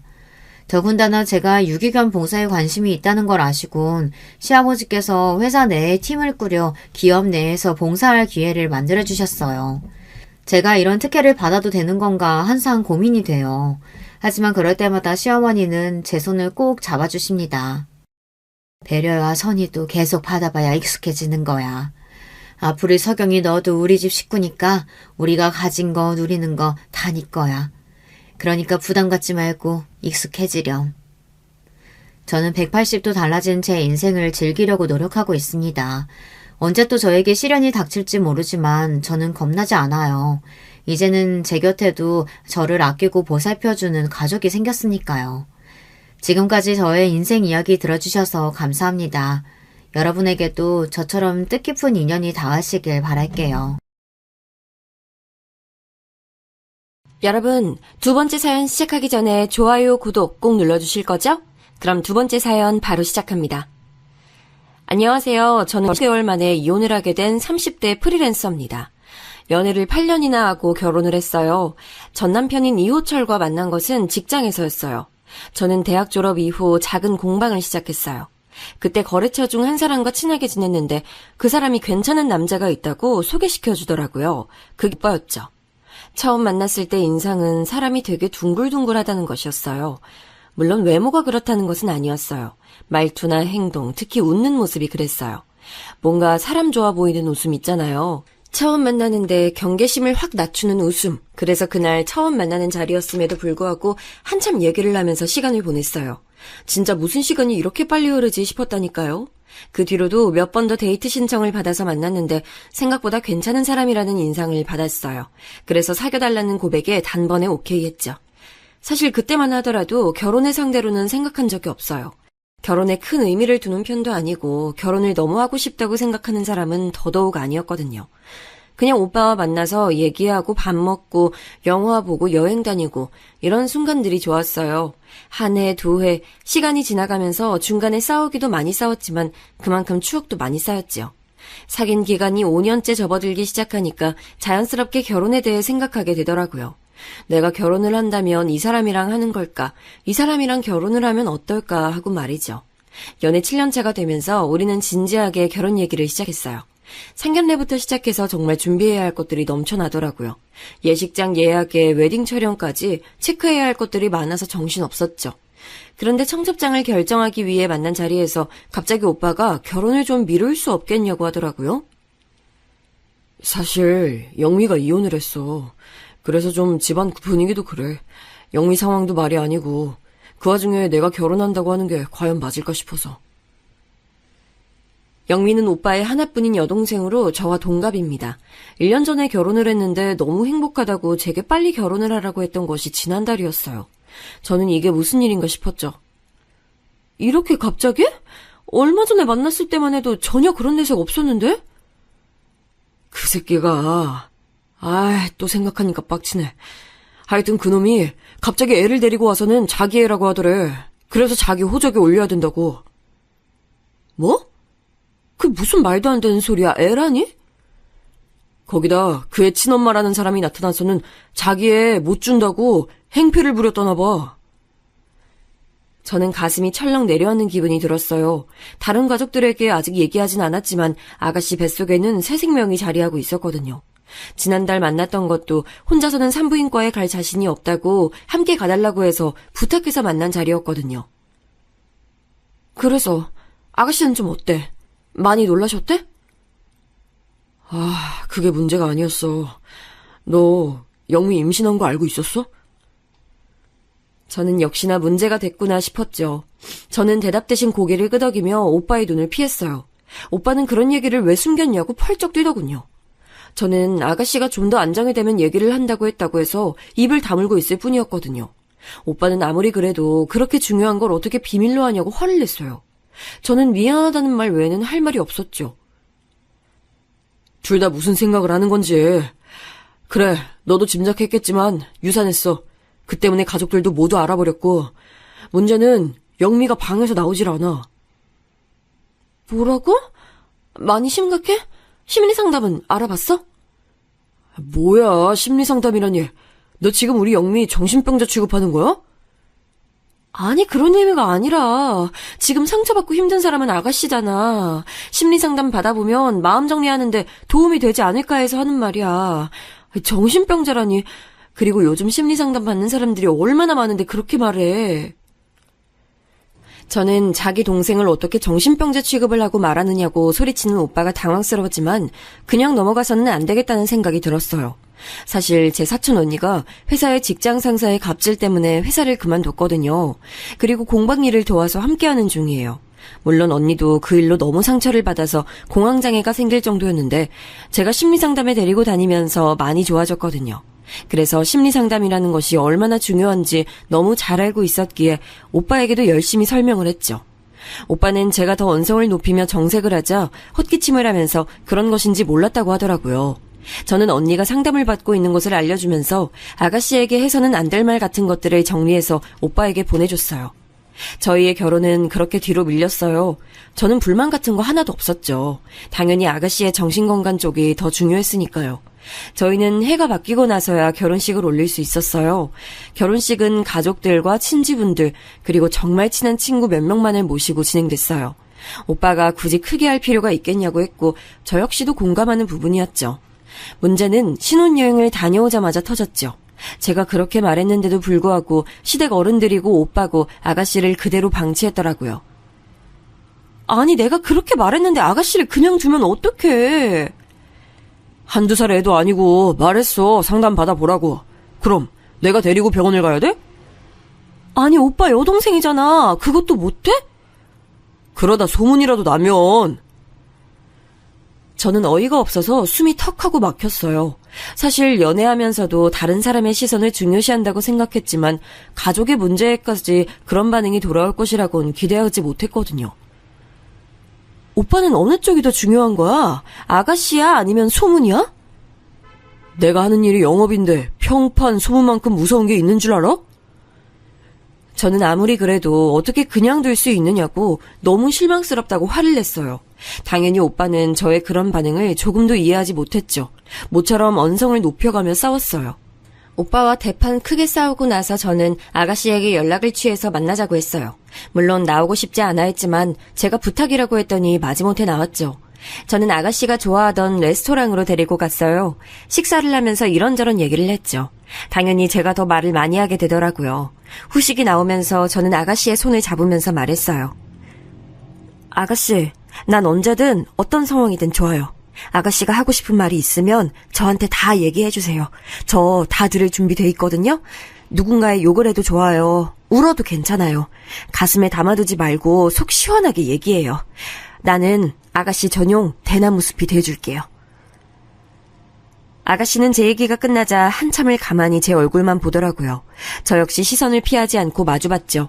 그렇게 제 얼굴을 보던 아가씨는 잡힌 손을 꼼지락거리더니 미세하게 고개를 끄덕였어요. 저는 그것만 기억하면 충분하다고 말하고 혹시나 도움이 필요하거든 함께 가겠다고 말하며 명함을 내밀었어요. 그리고 오빠에게도 말하지 못했던 사촌 언니 얘기를 했지요. 심리상담을 혼자 가는 게 두렵다면 걱정 말고 제게 연락하면 된다고 했더니 조용히 고맙다고 하더라고요. 아가씨와 헤어진 이후 몇 주의 시간이 흘렀어요. 저는 자주 아가씨와 연락을 취했어요. 특별한 얘기가 오간 건 아니었어요. 그냥 잡담 정도였죠. 하지만 이런 일이 반복되자 아가씨도 점차 집에서 무엇을 하고 있었는지 조금씩 제게 얘기를 해줬어요. 요즘 영미한테 자주 연락하나 봐. 엄마가 영미가 외출하기도 한다고 하던데 너 만난다고. 뭐 그렇지. 그냥 우리 공방에서 하는 원데이 클래스 들어보지 않겠냐고 권했을 뿐이야. 다른 거에 집중할 시간을 좀 주고 싶었거든. 신경 써줘서 고마워. 사실 영미 그렇게 되고 나서 다들 나 부끄러워서 다니질 못하겠다고 하셨으니까. 부끄럽다니? 누가? 아가씨가? 왜? 아가씨가 왜 부끄러워해? 우울증이니 공황장애니 이런 것들 자랑하고 다닐 얘기는 아니잖아. 거기다 영미는 히키코모리 기질도 보였고. 아니, 떠벌리고 다닐 건 아닌 건 맞지만 그렇다고 부끄러워할 문제도 아니잖아. 아니, 남들이 뭐라고 생각하겠어. 거기다 정신병원 다닌다고 소문까지 나봐. 소문? 아니, 오빠는 도대체 저번부터 왜 그렇게 소문에 집착해? 오빠는 자신이 이상한 게 아니라 이런 상황에서 아무렇지 않게 심리상담이란 말을 입에 올리는 제가 이상하다고 하더라고요. 저는 뭐가 이상하냐고 따지고 들었어요. 그렇잖아. 아니, 넌 아무렇지도 않아? 입장을 바꿔봐. 가족 중에 영미 같은 사람이 있다고 해봐. 주변 사람 신경 안 쓰고 당당하게 병원 데리고 갈 수 있어? 있어. 내 가족의 정신건강이 중요하지. 다른 사람 시선이 중요한 게 아니잖아. 오빠는 제 대답에 고개를 절레절레 흔들면서 이해할 수 없다고 말하더니 더 이상 이야기를 피했어요. 저는 끝까지 물고 늘어지고 싶었지만 도망치듯 자리를 피하는 오빠를 보면서 아무리 말해도 듣지 않겠구나 싶었지요. 연애할 때는 크게 와닿지 않았는데 오빠가 생각하는 걸 제가 따라가지 못하겠다는 생각이 들기 시작한 것도 이맘때부터였어요. 저희는 결혼 이후 각자 자신의 수입은 자신이 관리하는 것으로 했어요. 오빠 이름으로 통장을 하나 만들고 가족 카드를 사용했죠. 저도 오빠도 같은 금액을 생활비 명목으로 그 통장에 입금을 했답니다. 그리고 그 안에서 생활을 했죠. 나머지는 각자가 알아서 관리하는 것으로 했어요. 그래서 저는 오빠의 월급이 어느 정도인지 어떻게 관리하는지 전혀 알지 못했어요. 그건 오빠도 마찬가지였죠. 은행 볼일 같은 경우는 오빠가 도맡아서 했습니다. 저는 공방 살림을 챙기는 것만으로도 충분히 복잡했기 때문에 오빠에게 고마웠어요. 결혼을 한 친구들의 얘기를 들어보면 시댁의 기념일을 챙기는 것이 여간 어려운 것이 아니라고 하더라고요. 같이 살고 있진 않지만 시집살이라는 것이 이런 것인가 싶을 때도 있다고 했어요. 하지만 저는 전혀 그런 게 없었답니다. 저를 시댁으로 부르시는 일은 거의 없었고요. 제사도 전혀 지내고 있지 않았거든요. 명절 때도 그냥 가까운 곳으로 바람이나 쐬고 오자고 하실 정도였어요. 결혼식을 할 때도 느꼈지만 친척분도 몇 되지 않으셨고요. 그러던 어느 날 결혼하고 나서 처음으로 맞이하는 시어머니 생신이었어요. 저는 오빠에게 어머님 미역국을 끓여드리고 싶다고 했죠. 뭐하러, 됐어. 그래도 시집오고 처음 맞이하는 생신이신데 내가 해드리고 싶어 그래. 오빠는 깜짝 놀란 얼굴로 그런 것은 전혀 신경 쓸 필요가 없다고 하더라고요. 저는 고집을 부려봤지만 오빠는 제 결정을 끝까지 만류하며 말했어요. 한 번 하면 계속해야 돼. 해마다 해드릴 자신 있어? 미역국 끓이는 게 뭐가 어렵다고. 그렇게 멀리 계시는 것도 아닌데. 말은 그렇게 해도 어디 그게 쉬워? 그냥 마음만 고맙게 받을게. 엄마 가방 좋아하시는데 그냥 예쁜 백이나 하나 선물하고 말아. 저는 너무 성의 없는 것 아니겠느냐고 했지만 오빠는 그것만으로도 충분하다고 했죠. 그래서 저는 저녁을 함께 먹는 것은 어떻겠냐고 했어요. 정말 선물 하나면 충분해. 너무 그렇게 신경 쓰지 않아도 괜찮다니까. 난 오빠 말대로 그냥 선물만 드리고 넘어가는 게 더 신경 쓰여. 친정에서는 누군가의 생일이 되면 아침엔 미역국을, 저녁에는 면 요리를 가족끼리 다 함께 먹으면서 축하를 했거든요. 결국 오빠는 알겠다고 했어요. 저는 식당을 알아보겠다고 말하며 아가씨도 불렀으면 좋겠다고 했어요. 오빠가 인상을 쓰며 굳이 불러야겠냐고 했어요. 요즘 얼굴 표정도 많이 밝아졌어. 내가 얘기할게. 그래, 네 맘대로 해. 졌어. 저는 기쁜 마음으로 아가씨에게 전화를 걸어 얘기했어요. 하지만 아가씨는 거절하더라고요. 저는 씁쓸했지만 다음에는 함께 하자고 했죠. 그런데 언니, 그 전에 언니가 말했던 곳 있잖아요. 어디요? 아, 우리 언니가 다닌다는 곳이요? 네, 거기 저도 다녀볼까요? 망설이면서 심리상담에 관한 얘기를 아가씨가 먼저 꺼내더라고요. 사실 몇 번이고 권하고 싶었지만 아직까지는 서두르지 말자 싶어서 참고 있었거든요. 대신 사촌언니의 허락을 받은 뒤 언니에 관한 이야기를 아가씨에게 알려주기만 했죠. 그런데 드디어 아가씨가 용기를 내더라고요. 물론이죠. 그럼요. 저랑 같이 갈까요? 시간 괜찮아요? 긴장한 목소리로 제게 의사를 물어보는 아가씨의 목소리에 눈물이 날 것 같았죠. 우리는 센터에 연락을 취해 곧 날짜를 잡기로 했습니다. 저는 오빠에게 식사는 우리끼리만 하자고 했어요. 그러면서 아가씨가 정식으로 심리상담을 받기로 했다고 말했죠. 오빠는 지금도 많이 좋아진 것 같은데 지금처럼 제가 신경을 써주면 되는 것 아니냐고 했어요. 내가 전문가도 아니고 언제까지 그래. 그리고 아가씨가 스스로 변하려고 하잖아. 그럼 조용히 다녀와. 되도록 사람들이랑 안 부딪히게. 약 처방 받으면 절대 동네 약국은 가지 말고. 저는 기가 막혔어요. 오빠, 무슨 심리상담에 약 처방을 받아. 아니야? 그럼 됐고. 오빠가 무신경하게 다행이라고 중얼거렸어요. 저는 제발 뭐든지 알아보고 얘기를 하라고 했지만 건성으로 고개를 끄덕이더군요. 길게 한숨을 내셨어요. 얼굴에 열이 오르는 기분이 들었죠. 저는 절대 아가씨 앞에서는 그런 소리 하지 말라고 신신당부했어요. 오빠는 잔뜩 귀찮아하면서 알겠다고 했죠. 시어머니 생신 당일이 됐어요. 저는 깔끔하기로 소문난 한정식으로 예약을 했죠. 무조건 꼭 룸이어야 한다고 오빠가 신신당부를 하더라고요. 어머님이나 아버님이 소란스러운 곳을 싫어한다고 말이죠. 그래서 살짝 무리를 좀 해서 룸으로 자리를 잡았어요. 모시러 가고 싶었지만 두 분께서는 들릴 곳이 있다고 하시면서 먼저 가서 기다리라고 하셨어요. 그런데 약속 시간이 돼도 두 분은 물론 오빠도 연락이 되지 않았어요. 오빠는 조금 늦을 것 같다고 톡을 보낸 이후에 아예 전원이 꺼졌더라고요. 저는 무슨 일이라도 생긴 건 아닐까 초조한 마음이 들었어요. 30분 정도 지나고 드디어 두 분이 오셨죠. 어머님은 물론 아버님까지 엄청 근사하게 차려입으셨더라고요. 아버님, 어머님, 시장하시죠? 오늘 엄청 근사하세요. 중요한 자리였나 봐요. 아니, 그럴 일이 좀. 아버님께서는 헛기침을 하시며 말을 얼버무리셨죠. 그리고는 서둘러 자리를 잡으시고는 어머님께 빨리 움직이라고 한 소리 하시더라고요. 내부를 둘러보시던 어머님은 시큰둥한 얼굴로 말씀하셨어요. 아니, 무슨 이렇게 큰 곳으로 잡았어? 노인네들 먹어봤자 얼마나 먹는다고? 저는 깜짝 놀랐어요. 평소에는 다정하게 저를 챙겨주시는 분위기였거든요. 그날은 전혀 달랐죠. 여기 오기 전에 무슨 기분 나쁜 일이라도 있으셨나 신경이 쓰였어요. 오빠가 많이 늦네요. 죄송해요.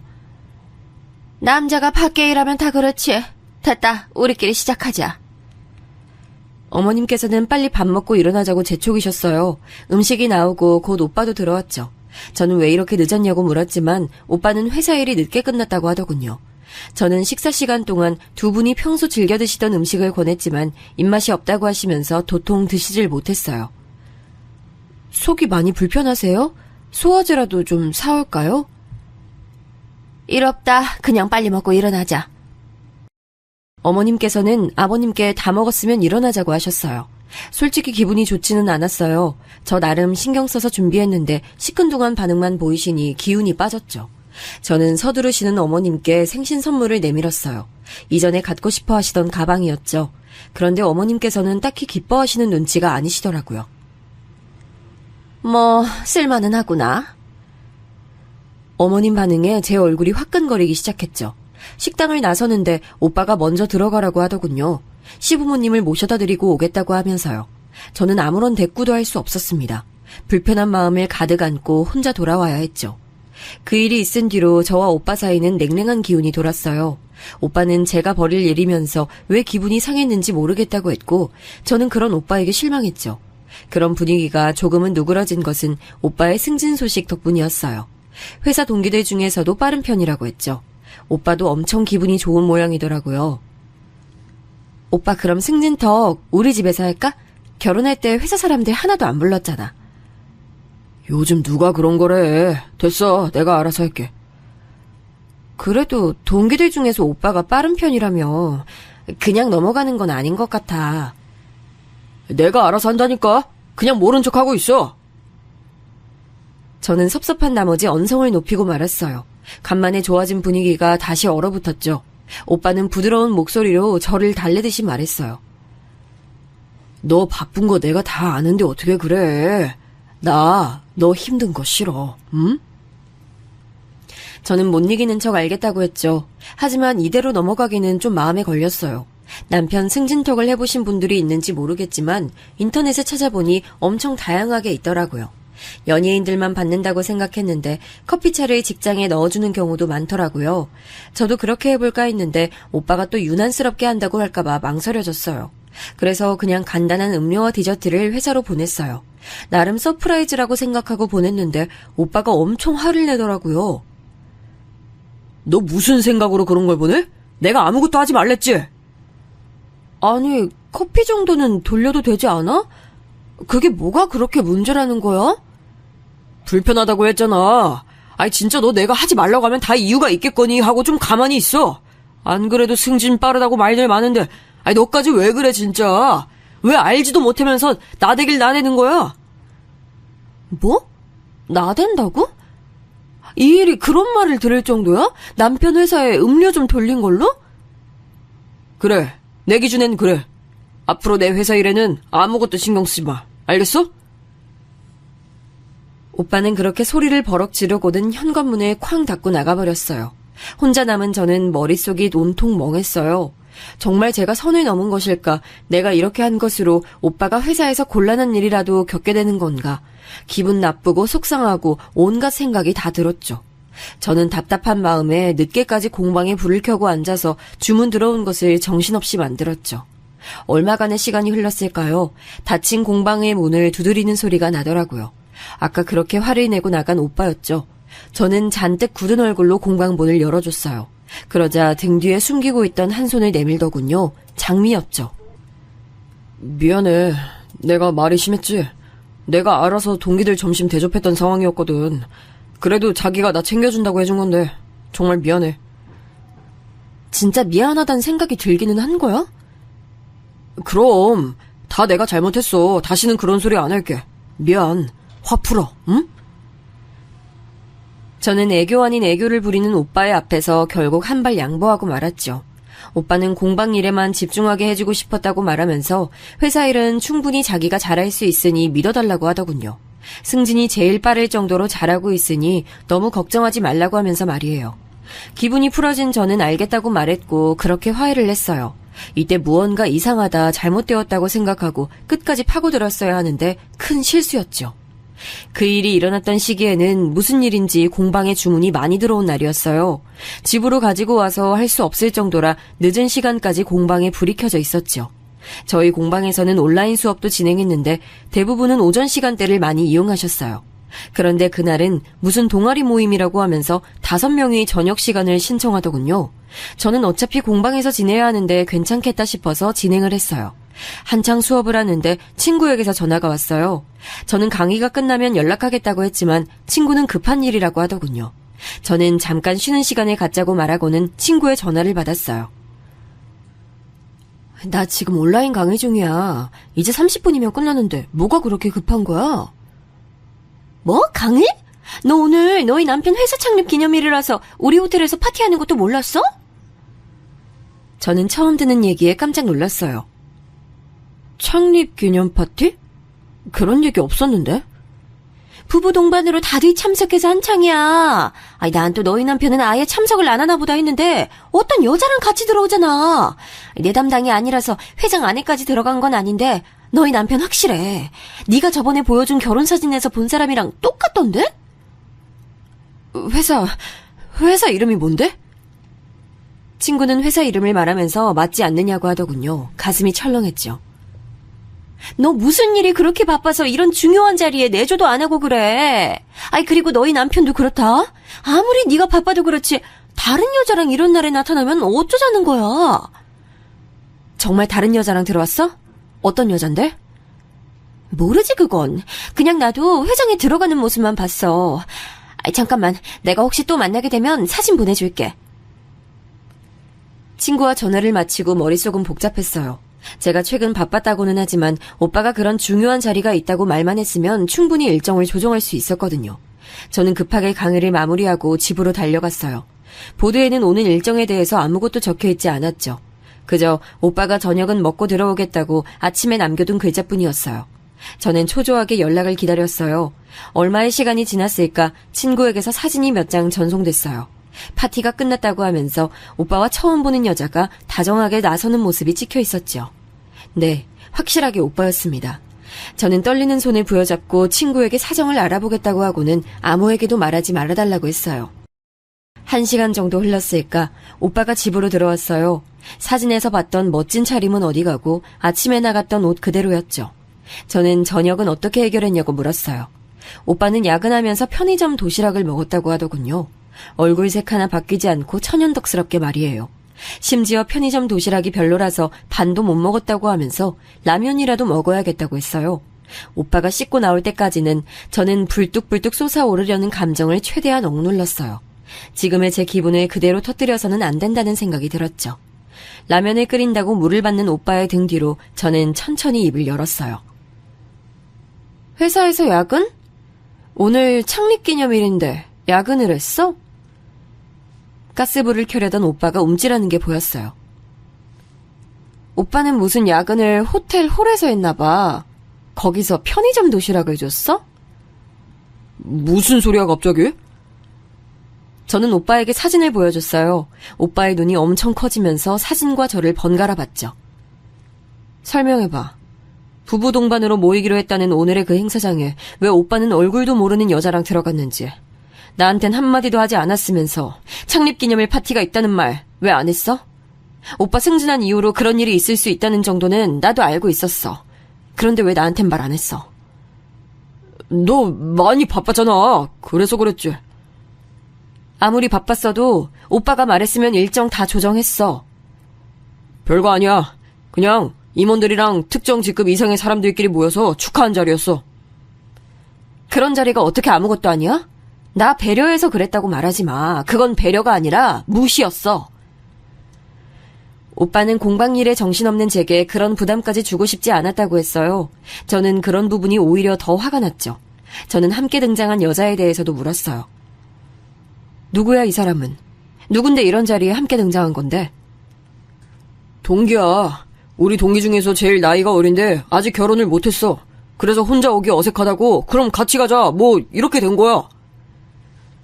오빠는 동기일 뿐이라고 말하더군요. 저는 정말 이 말을 믿어야 하는 걸까 싶었어요. 하지만 오빠는 당장 전화라도 연결시켜줄 수 있다고 말했어요. 혹시나 자기가 외도한다고 의심이 된다면 동기들한테 다 연락해서 확인시켜주겠다고 말이죠. 자기가 원하면 확인시켜줄게. 날 의심하는 마음이 그걸로 해결된다면 까짓 거 뭐가 어렵겠어. 정말이지? 그냥 동기인 거. 아, 그럼 진짜야. 난 그냥 자기 힘든 모습 보기 싫어서 그냥 혼자 조용히 움직였어. 미안해. 저는 앞으로 이런 일이 있으면 절대 숨기지 말아달라고 당부했어요. 오빠는 미안하다고 거듭 사과를 하면서 어떻게 알았냐고 물었어요. 저는 호텔에 친구가 일하고 있다고 했죠. 결혼식에 오기로 했는데 출장 때문에 오지를 못해서 사진만 보냈다고요. 오빠는 떨떠름한 얼굴을 잠깐 하더니 금방 얼굴을 바꾸더군요. 앞으론 절대 이런 일이 없을 것이라고 약속하면서요. 그날 일은 그렇게 넘어갔지만 저는 마음 한구석이 계속 찝찝했어요. 뭐라고 콕 찍어서 말할 순 없지만 시원하게 해결된 게 아무것도 없는 그런 기분이었죠. 그러던 어느 날 저는 아가씨의 심리 상담이 끝나기를 기다리고 있었어요. 마치고 공방에서 만들던 작품을 마무리하기로 했거든요. 평소보다도 많이 밝은 얼굴로 나온 아가씨는 맛있는 샌드위치를 사서 가자고 할 정도로 기분이 좋아 보였어요. 공방으로 들어온 우리는 오랫동안 공들여서 만들던 것을 마무리했어요. 아가씨는 세상에서 태어나지도 못했던 아기를 위한 것이라고 하면서 하나하나 공들여 만들었었거든요. 드디어 오늘 완성이 되는 날이었죠. 저는 오늘을 위해서 공방까지 닫았어요. 아가씨는 완성된 물건을 보고 한참을 가만히 앉아있더군요. 저는 조용히 뒷정리를 마무리하고 아가씨가 좋아하던 라떼를 손에 쥐어줬어요. 그리고 가만히 곁에 앉았죠.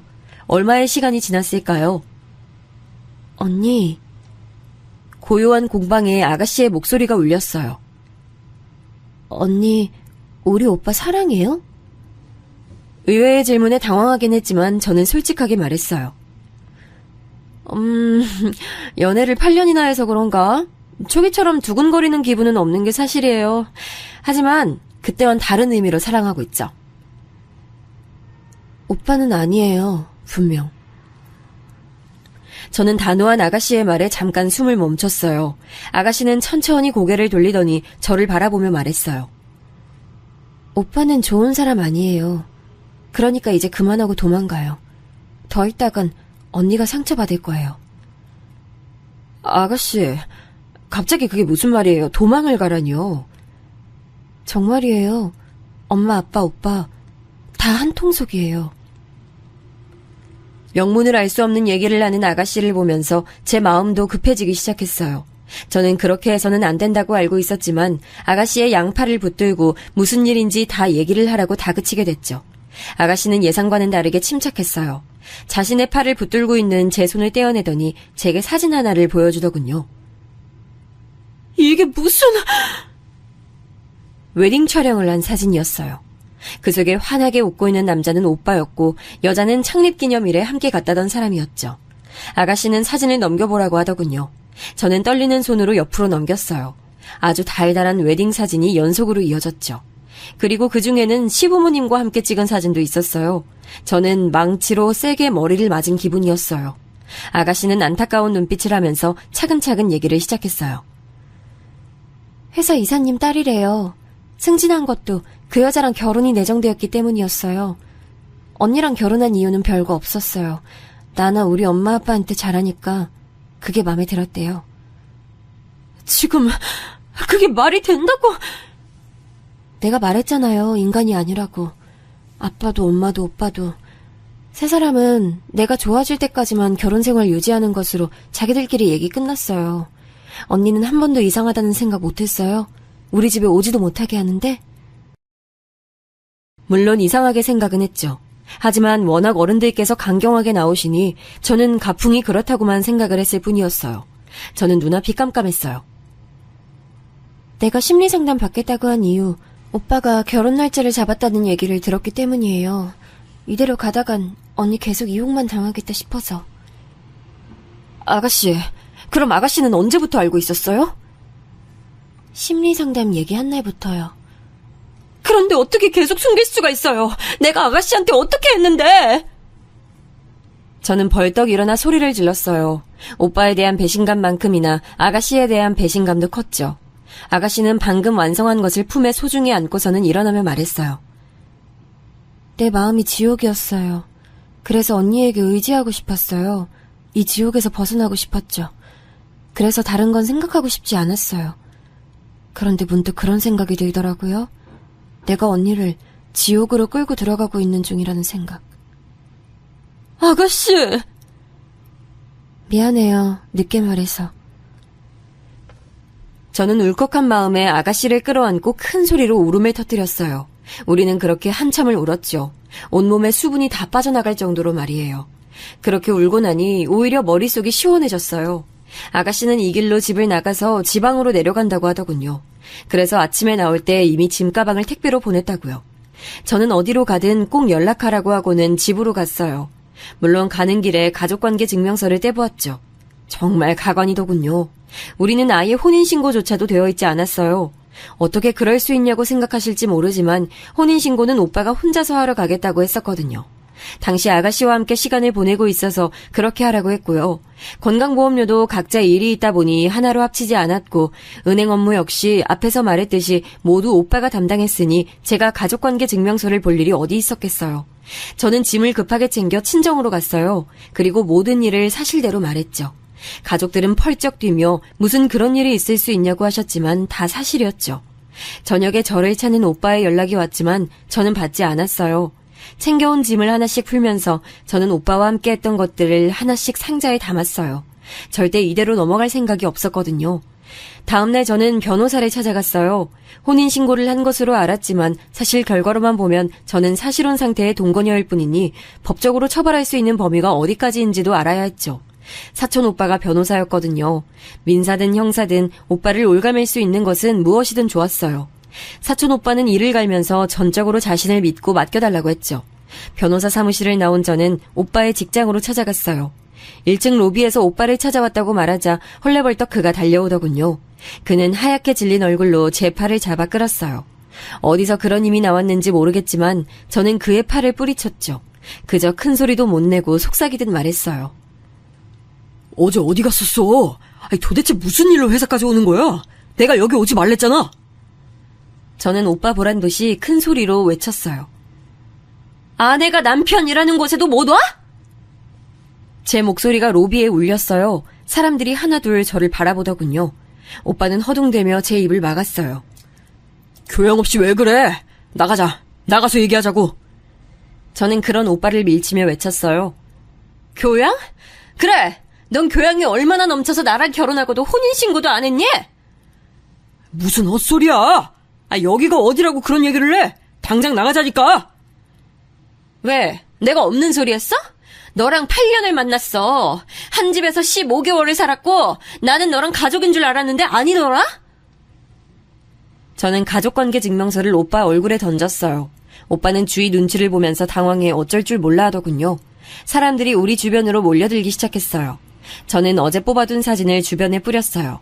오빠가 허둥거리며 사진을 줍는데 일부 사람들이 눈치를 보며 슬쩍 주워들더군요. 제가 뿌린 사진은 우리의 웨딩 사진과 지난 10여 개월 동안 함께했던 사진들이었어요. 오빠는 화를 내며 다른 사람들이 쥐고 있던 사진을 낚아챘어요. 제주도 좋아. 나랑 웨딩 사진 찍고 얼마 전에 또 찍었더라? 여자는 누구니? 여기 이사 딸이라던데. 그 여잔 내가 누군지 알아? 아니, 너 이러고 살았던 거 알고는 있대? 조용히 못해? 소설 써?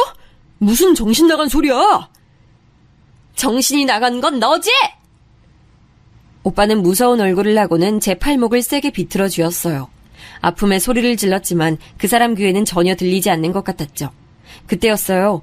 어디서 나왔는지 오빠 앞을 한 여자가 막아서더군요.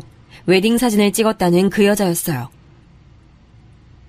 이게 다 무슨 일이야? 오빠는 당황하며 입을 뻐끔거리기만 했죠. 저는 급하게 그녀에게 말했어요. 내가 이 남자랑 결혼해서 15개월 살았어요.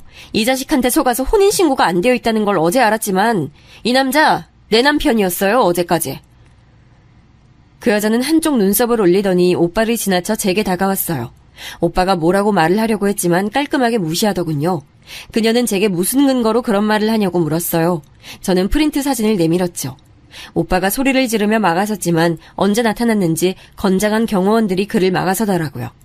그녀는 한 장 한 장 넘겨봤어요. 방금까지 우리를 구경하던 사람들로 소란스러웠던 로비는 오빠가 발버둥 치는 소리로 가득했어요. 다 거짓말이에요. 저거 다 합성이라고요. 저 믿죠? 저 여자 정신 나간 여자예요. 합성? 정신 나간 여자? 여기서 미친 사람이 있다면 그건 너겠지. 그녀는 모든 사진을 다 넘겨보고는 오빠를 잠시 노려봤어요. 그리고는 명함 한 장을 꺼내어 제 손에 쥐어줬어요. 저는 침만 꼴딱 넘기며 그녀를 바라봤죠. 우선 여기는 회사고 개인적인 얘기를 할 만한 것은 아니군요. 내일쯤 전화 주세요. 제가 계신 곳으로 가죠. 저는 제 명함 역시 그녀에게 전달했어요. 그녀는 고개를 끄덕이더니 오빠는 보지도 않고 안으로 들어갔어요. 오빠는 허둥거리며 그녀를 따라 들어갔죠. 저는 사람들의 시선 속에서 당당히 회사를 나왔습니다. 다음날 그녀에게 연락이 왔고 저는 공방으로 불렀어요. 그녀는 하루였지만 제가 이야기한 것들이 진실이라는 것을 충분히 알 수 있었다고 했죠. 제게 미안하다고 하더군요. 그 인간한테서 듣지 못한 말에 저는 눈물이 터졌어요. 그녀는 묵묵하게 제게 휴지를 전달하고는 무엇을 원하는지 물었어요. 당신만 원한다면 그 인간 회사에서 쫓아내는 건 물론이고 법적인 조치도 취할 수 있어요. 나는 혼인빙자 사기로 고소할 예정이거든요. 그러니까 내 도움 필요하면 말해요. 저도 알아보고는 있어요. 그럼 저희 변호사단 붙여드릴게요. 하고 싶은 만큼 하시고 배상도 받아내셔야죠. 그녀는 거듭해서 미안하다고 말했어요. 저는 전혀 기대하지 못했던 상황이라 고맙다고만 했죠. 오히려 제가 고맙죠. 개인적인 일로 결혼이 급하긴 했지만 이런 상황일 줄은 몰랐거든요. 긴 한숨을 내쉬던 그녀는 머리가 지끈거리는지 잠시 인상을 썼어요. 저는 가만히 그녀의 말을 기다렸죠. 이런 말까지는 그렇지만 나름 제 목표에 결혼이라는 게 필요했거든요. 때문에 아버지가 권해주는 자리에 별 생각 없이 나갔고 이 정도면 그래도 내 발목 잡는 일은 없겠다 싶어서 결혼을 진행했죠. 그런데 이렇게 바닥일 줄은. 그녀는 고개를 저으며 제게 하나만 약속을 지켜달라고 했어요. 나는 그 인간이 무슨 상상을 하든 그 이상 보여줄 생각이에요. 이 판의 모든 가해자들을 포함해서요. 그러니 무슨 일이 있어도 마음 약해지지 마세요. 저 역시 바라는 바예요. 그렇게 그녀가 가고 나서 오빠가 찾아왔어요. 공방에 들어오려고 했지만 어디서 나타난 것인지 덩치 좋은 분들이 막아서더라고요. 알고 보니 그녀가 가면서 부탁을 했다고 했어요. 오빠는 고래고래 소리를 지르면서 제게 저주를 퍼부었어요.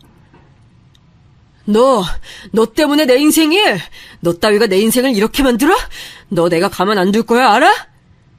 누가 할 소리? 내 인생은 이미 너 때문에 엉망이야, 알아? 오빠는 덩치들에게 끌려가면서도 저주를 멈추지 않았어요. 며칠 뒤에는 시댁 어른들까지 공방으로 찾아왔죠. 나중에 알았지만 시어머님 생신날 그날 상견례가 있었더라고요. 저는 초췌한 얼굴을 한 두 분에게 여기까지 왜 오셨냐고 싸늘하게 말했죠. 아버님께서는 화를 꾹꾹 눌러 참는 듯이 말을 꺼내셨죠. 다 알았다고 들었다. 그래도 그렇지 거기가 어디라고 회사를 찾아가? 제 발로 제가 간다는데 뭐가 문제예요? 뭐? 너 지금 말 다 했니? 가만히 두고 봤더니 너 아주 되바라졌구나. 제가요? 그럼 아드님은 어떤데요? 제가 되바라졌으면 아드님은 사기꾼인가요? 제 말에 아버님은 숨이 턱하고 막힌 얼굴을 하시고는 제게 손가락질만 하셨죠. 곁에 계시던 어머님께서 소리를 지르시며 손에 들고 있던 가방을 휘두르셨어요. 저는 냉큼 한 발 물러섰죠. 어떻게 회사에 가서 그런 말을 짓거릴 수가 있어? 네가 내 아들 인생을 망치려 들지 않고서야! 댁내 아들이 어떻게 되든 저랑 무슨 상관이라고요. 제가 며느리도 아닌데 말이죠. 뭐, 댁내? 네가 이러고도 무사할 것 같아? 글쎄요.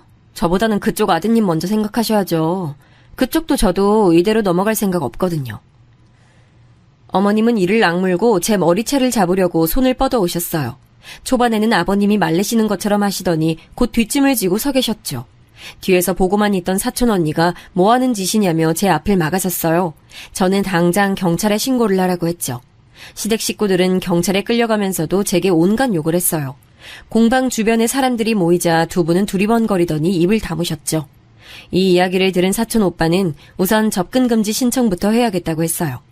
저는 그녀가 추천해준 로펌 이야기를 꺼냈죠.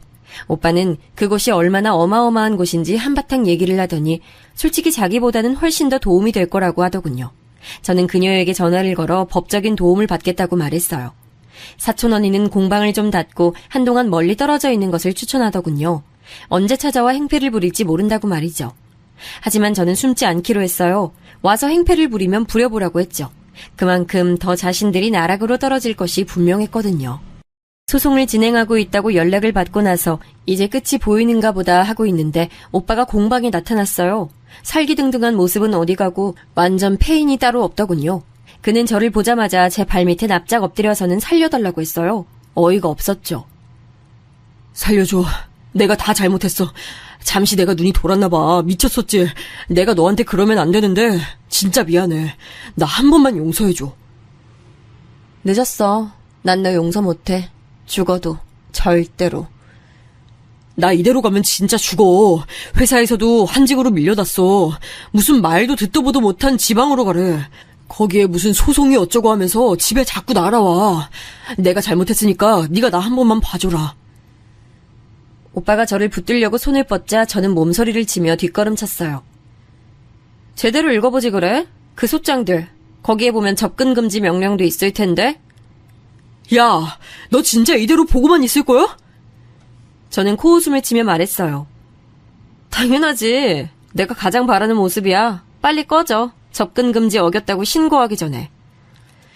오빠는 욕을 짓거리며 저를 노려보고는 공방의 물건들을 닥치는 대로 던지고는 나가버렸습니다. 전 놀라기는 했지만 차분하게 사진을 찍어두고 망가진 것들을 한 곳으로 모아두었어요. 오늘 있었던 일까지 다 배상을 받아낼 생각이었거든요. 법정 공방은 이어졌고 결론은 저와 그녀의 승리로 끝났어요. 당연한 일이지만요. 저는 신혼집으로 살던 곳을 포함해 배상금을 두둑하게 받았어요. 들리는 소문에 의하면 시댁 식구들이 살던 곳도 경매로 넘어가게 돼서 다들 흩어져 지낸다고 하더라고요. 오빠는 회사를 그만둘 줄 알았는데 그렇게 질색하던 지방으로 내려갔다고 해요. 제 발로 뛰어나가도 나가야 할 상황에서 무슨 생각인지 모르겠더라고요. 저희 부모님은 혼인신고가 안 되어 있어서 다행이라고 하셨어요. 그냥 길고 긴 나쁜 꿈 꾸었다고 생각하라고 하더군요. 그렇게 제 생활도 안정이 돼가기 시작했어요. 아가씨에게도 잘 지내고 있다는 연락이 왔죠.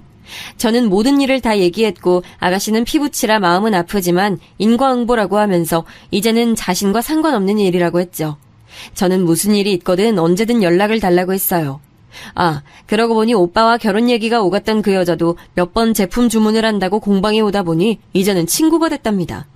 비록 제 인생에서 도려내고 싶은 일부분이 되었지만 그래도 사람을 얻지 않았나 생각하면서 오늘도 씩씩하게 공방문을 여는 것으로 하루를 시작하고 있습니다.